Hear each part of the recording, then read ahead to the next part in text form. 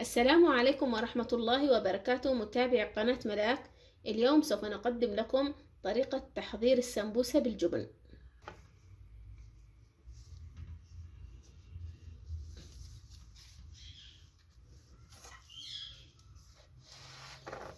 معانا هنا جبن مثلث، الجبن اللي انت تحبيه تقدري تسويه.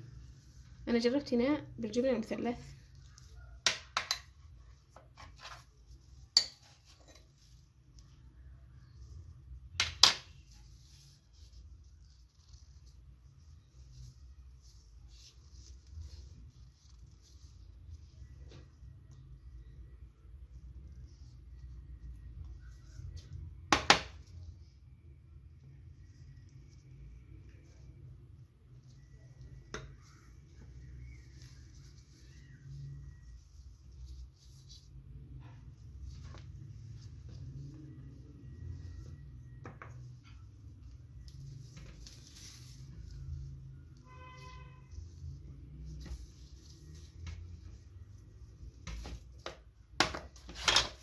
واقدر كمان اسويه بالجبن المالح، الجبن النوع اللي انت تحبيه تحطيه.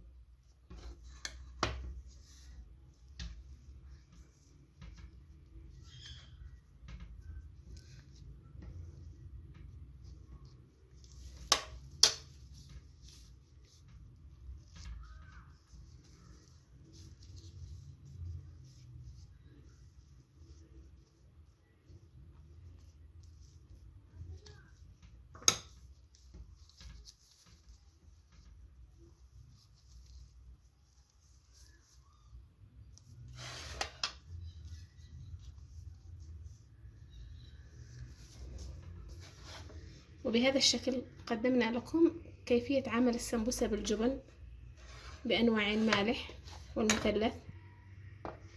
تقدري كمان إذا حبيتي تحطي على الجبن المالح البهارات اللي تحبيها أو البسباس، أي شيء تضيفيه لها فهو يطلع لذيذ أيضا. وبقية الرقاق نفس الطريقة نعمله. وبهذا الشكل نرجع نقليها في الزيت. وإلى اللقاء في فيديو جديد إن شاء الله.